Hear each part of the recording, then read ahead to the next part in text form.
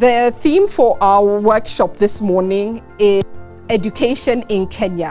What are we learning? Investing in education for a better future. Today's session really speaks and builds on one of the core strategic areas of focus for impact philanthropy, which is around facilitating learning and knowledge sharing. Firstly, education is at the heart of the 2030 Agenda for Sustainable Development and is crucial to achieving Kenya's ambitious vision for becoming an industrialized nation by 2030. No goal will be considered met unless met for all. This is the modern day mantra agreed by nations of the world in 2015 and solemnized through the Sustainable Development Goals, or what we know as the SDGs. It's no secret for countries to achieve high and sustained growth rates, there must be continuous investment in expanding access to quality education. Education is at the center of anything, and if we invest in education, then we can achieve the other goals.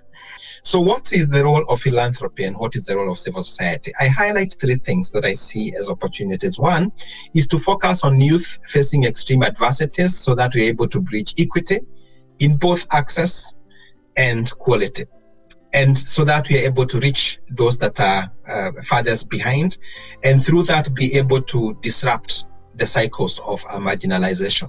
There's still the growing skills mismatch and subsequent skills gap in important growth industries.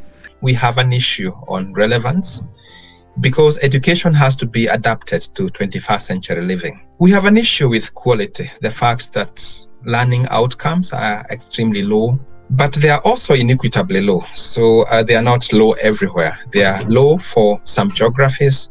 We have an issue with access. Access has expanded, and we have now many more children attending school than any other time in our history. It's not just that learning outcomes are not the same, but the learning loss is not evenly distributed. Those who are poor, those who are rural kids are going to have suffered even more. So if we're thinking about targeting philanthropy efforts and targeting support, it's those parts of the country that make the biggest difference. And the fundamental thing that matters is focusing on teaching to help catch up. We're really focused on driving Kenyan solutions for Kenyan classrooms and working with teachers as designers through a human-centered design process. Teachers want to do well. The teachers get a really bad name, which I don't think is fair. They want to do well, but they need to have support and practice the actual opportunity to do the new thing. It's not just hearing about it. It's not just training that's about the information of what the new materials or the new program looks like. CBC trainings really need to focus on and do focus on the skills of implementing the change. We need to do a lot in terms of creating this new generation of teachers, and I think it's a big and very exciting opportunity. That teachers understand and believe in the true worth of education. COVID effects will continue to impact learning in the next 3 to 5 years.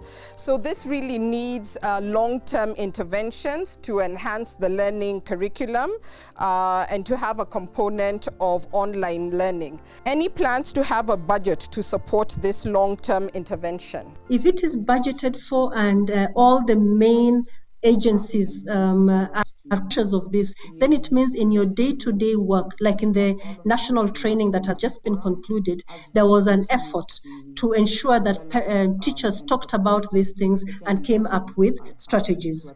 The Ministry of Education also has received a little bit of funding from the GPE that was supposed to address this. And so these are short-term interventions, but the need is big.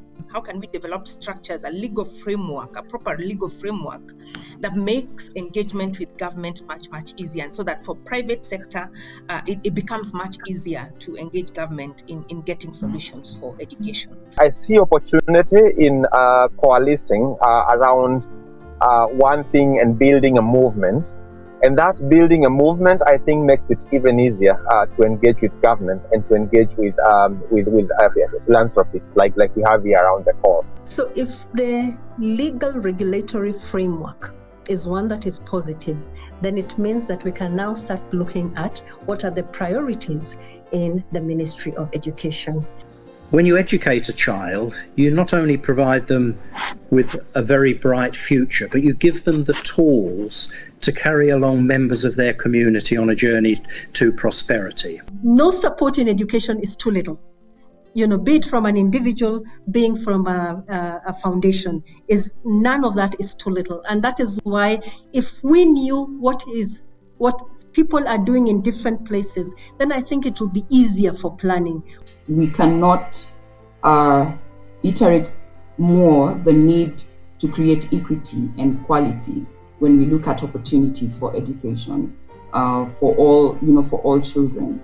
And we cannot forget the teachers, which is also something that has come out very clearly. Cannot leave any child behind, and that no goal will be considered met unless met for all. That's important. That speaks to equity. We will be hosting our second thematic workshop that will focus on health, and that will be happening in the month of July.